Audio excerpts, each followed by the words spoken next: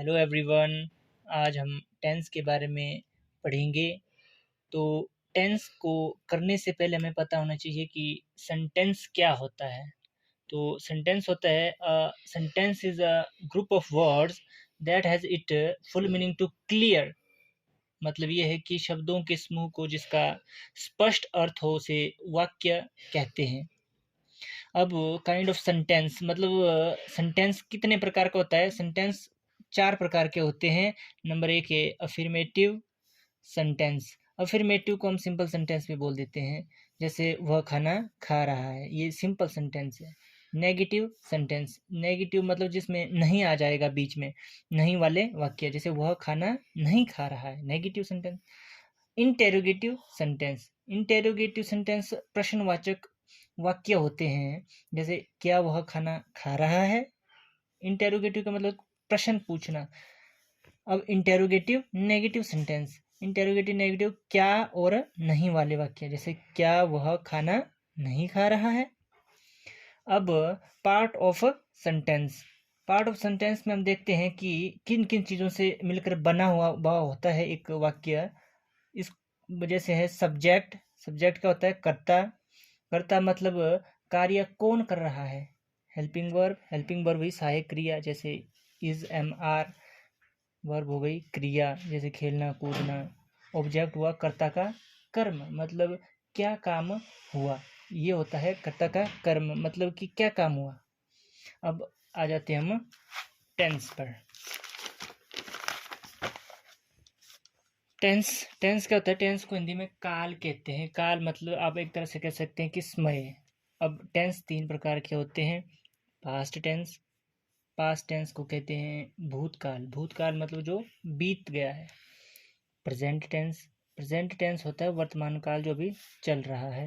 Future tense, future tense हो भविष्य काल जो आगे आएगा समय, उसे फ्यूचर कहते हैं। पहले देखते हैं हम पास्ट टेंस। पास्ट टेंस भी 4 प्रकार का होता है। पहला है पास्ट इंडेफिनाइट टेंस, दूसरा है पास्ट कंटिन्यूअस टेंस, तीसरा है past perfect tense, past perfect continuous tense. तो आज हम पास्ट टेंस के ही बारे में देखेंगे। तो पास्ट टेंस में आता है पहले पास्ट इंडेफिनाइट टेंस। अब इसको हम पहचानेंगे कैसे कि ये पास्ट इंडेफिनाइट टेंस है।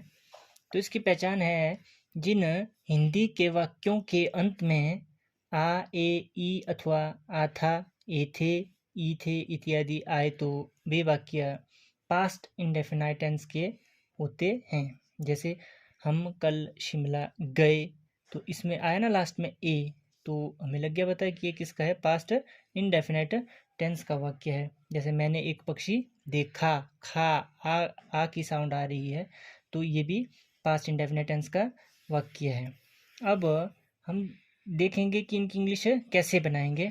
तो सबसे पहले है affirmative sentence. Affirmative sentence, affirmative sentence में क्या होता है, subject, helping verb, verb, object, other word.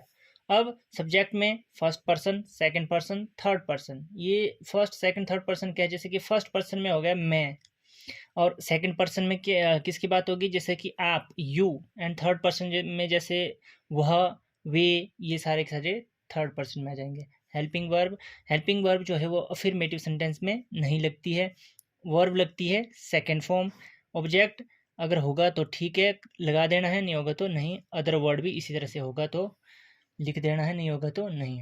जैसे अब मैंने लिखा एग्जाम्पल, मैंने एक पक्षी देखा, तो मैंने मैं कर रहा हूँ अपनी बात, तो आई, आई, और देखो उसके बाद कहता है हेल्पिंग वर्ब, बट इसमें है नहीं, लगती ही नहीं है एफर्मेटिव में।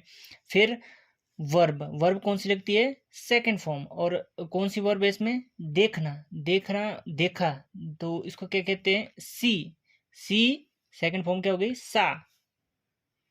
एक, ए पक्षी, बर्ड, आई सा अ बर्ड।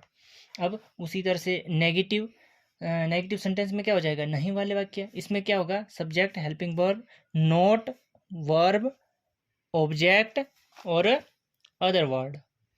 अब देखो जैसे इसमें ये तो इसी तरह से ही चलेगा, जैसे first person second third person, helping verb लग जाएगी अब नेगेटिव में डिड, और फिर आ जाएगा नॉट, फिर अब पहले वर्ब लगी थी ऊपर सेकंड, अब नेगेटिव में लगेगी फर्स्ट। ऑब्जेक्ट होगा तो ठीक है, अदर वर्ड होगा तो ठीक है, नहीं तो नहीं। जैसे मैंने एक पक्षी नहीं देखा, तो आई, ये तो हो गया सब्जेक्ट आई। अब हेल्पिंग वर्ब कौन सी लगेगी? डिड। अब फिर क्या लगता है? नॉट। फिर वर्ब ये लग गई see first, a bird, object a bird. इसी तरह से इंटेरोगेटिव सेंटेंस, इसमें सबसे पहले क्या लगता है? हेल्पिंग वर्ब, फिर सब्जेक्ट, फिर verb, object, other verb. Helping verb did लगती है, फिर सब्जेक्ट तो उस हिसाब से first second third person, verb first ही लगती है, ऑब्जेक्ट और अदर वर्ड इसी तरह से। क्या उसने एक पक्षी देखा? तो इसमें क्या आएगा? सबसे पहले हमें पता है कि ये इंटेरोगेटिव का है, इसमें क्वेश्चन पूछा गया है, तो हेल्पिंग वर्ब सबसे पहले लगती है, तो हेल्पिंग वर्ब क्या लगती है? डिड। अब फिर क्या कहता है? सब्जेक्ट, सब्जेक्ट क्या है? ही। फिर वर्ब कौन सी है? First see a bird, did he see a bird. अब आ गया इंटेरोगेटिव नेगेटिव सेंटेंस। अब इसमें क्या और नहीं वाला वाक्य है ये, जैसे क्या उसने एक पक्षी नहीं देखा, तो उसी तरह से सेम ये भी है कि डिड, ये इसी तरह से होगा, did he not see a bird. तो आई होप आप लोगों को समझ आ गया होना। आप लोग, क्या तुम आगरा गए, इसका मेरे को कमेंट में बताना, इसकी इंग्लिश क्या बनेगी। Thank you.